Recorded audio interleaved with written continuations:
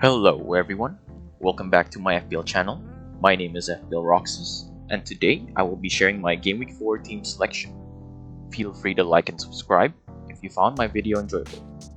Before we get into the team selection, I'll be briefly reviewing my Gameweek 3 performance, and then I'll discuss a bit about the players that I've considered transferring in and out. So now let's start the team selection video. I have ended Gameweek 3 with 51 points, just a few points above average. Those points mean that I end up going up to an overall rank of 2.3 million. It's still quite far from what I'm aiming for, but I'll be hoping to climb faster soon. 6 players returned, while the others didn't. Chilwell got me the clean sheet points, which should have been way more if he converted his one-on-one chance on goal instead of passing it. Quite a bummer. While Saka returned with a penalty goal, which looks like he's finally back on penalties, which is a great sign for the long term. Bruno and Rashford has finally returned, with Bruno getting 12 points from a goal and assist with bonus maximum points. Rashford too getting 2 assists, one of them from winning the penalty for Bruno.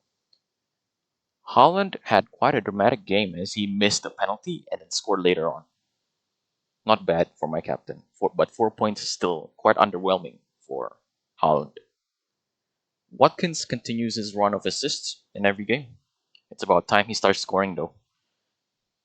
Well, another player I want to talk about is Akanji, who I brought in last week. I did not know he would be out for an illness. The news happened after the deadline. I did choose him as a long-term pick because of City's favorable fixtures in the short to medium uh, run. Well, I'll just hope that he'll be recovered for this week and start playing as soon as possible. Well, before I get onto the team selection, I will be showing my potential transfers in the next section. First of all, I have to say that I think I don't necessarily have to make a transfer this week. The team looks a bit bad on paper with players going against each other, but banking my transfer to get 2 free transfers for next game week is, in my opinion, the right thing to do, especially when the international break is coming right after. So having an extra free transfer would be great. I'll be able to adjust my transfers according to potential injuries and absorb more news on players during the international break in order to make my decisions later on. With that said, I could also be aggressive and use my free transfer, and so I have created this section in the video where I discuss some potential transfer options that I would like to bring in for this game week. I have considered 2 players to bring to the team, which involves taking out Eze or Luis Diaz. It can be any of them, and I'll come to the decision closer to the deadline for more news. The transfers I have considered are Luis Diaz to James Maddison or Eze to Mbeumo. Maddison has been great since signing for Spurs and has been a constant threat in every game. So far, he has 1 goal and 2 assists, averaging per 90 of an expected goal of 0.45 and expected assist of 0.58. It is really hard not to consider bringing him in when his underlying stats are just that good. When you watch Spurs, you can see that he's one of the most dangerous players in their attack. He makes great passes, making runs into the box to get more involved, and he even scored by doing so. The fixtures for Spurs look great in the short term, going up against Burnley and Sheffield for the next 2 game weeks. We should expect a return from him against Burnley this week. Mbeumo I have wanted ever since I made the wrong 50-50 decision in Game Week 1 to choose Eze over him. It completely backfired. He has so far scored 3 goals, totaling 25 points. Meanwhile, Eze hasn't returned a single time, only totaling 7 points. That's a difference of 18 points, just really huge. Mbeumo averages per 90 an expected goal of 1.06 and an expected assist of 0.17. The expected goal stat is impressive. The stats just shows his goal threat. At first, I thought Brentford would have started slow in the season without Ivan Toney, and I was wrong about that. They look just as dangerous with Mbeumo and Wisa as well. With Crystal Palace looking inconsistent offensively, keeping Eze is looking more and more like a negative, and I think that getting a Brentford attacker in Mbeumo would be a great transfer.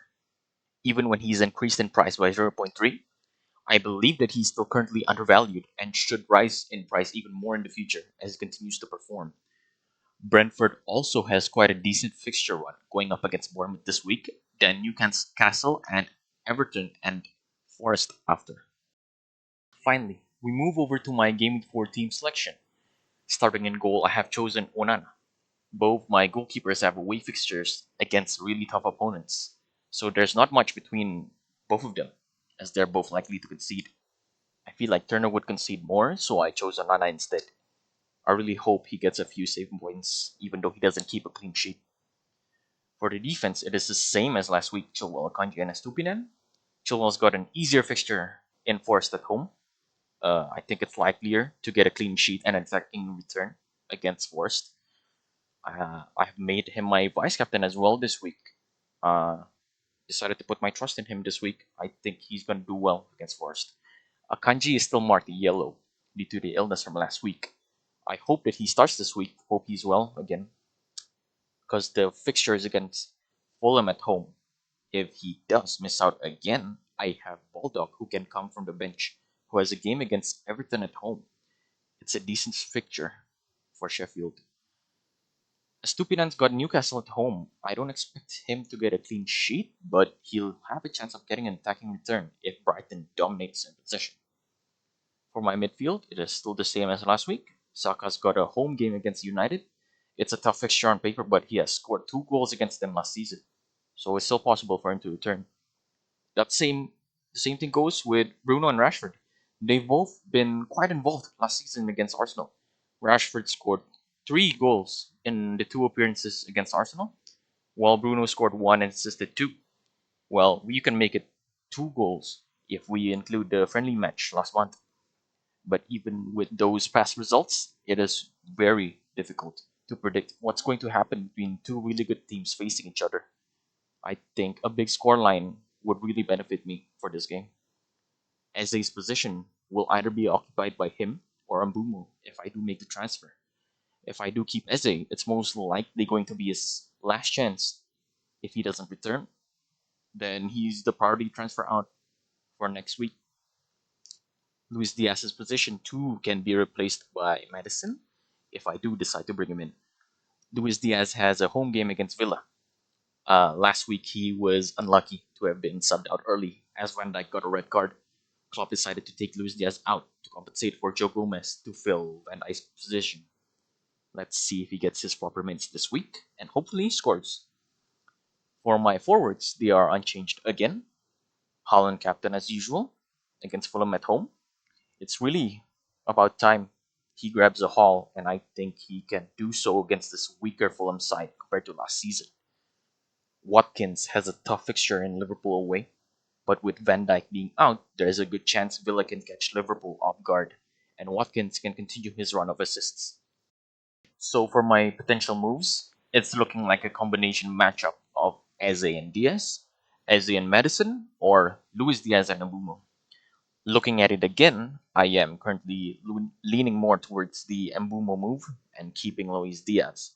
This move would leave me with zero point 0.5 in the bank. In terms of their underlying stats, this combination has an overwhelming margin when it comes to goal threat, judging from their expected goals per 90 of 1.68 combined, while the other combination of Madison and Eze has a more balanced combined expected goal of 0.82 and assists of 0.85 per 9. Another reason is that I don't want to take out Luis Diaz yet. In my view, he plays an important role in the Liverpool attack and is arguably the second best attacker in Liverpool below Salah. In the end, it is still a difficult decision, contemplating between making either one of the two transfers or just banking the transfer, saving it, hoping that Mbeumo and Madison blanks. That's going to be very difficult. I think I'll have to analyze the scenarios a lot more until it's near deadline and make the most appropriate decision possible. I'll post my final team on my Twitter at FPL Roxas moments after the deadline, so follow my Twitter to find out my final Gameweek 4 team. It's in the link in the description. With the team selection out of the way, good luck to everyone for Game Week 4. Leave a like if you enjoyed the video, Subscribe if you want to be updated on my latest uploads. I'll be uploading every week, so stay tuned. Leave a comment if you'd like, and thanks for watching the video.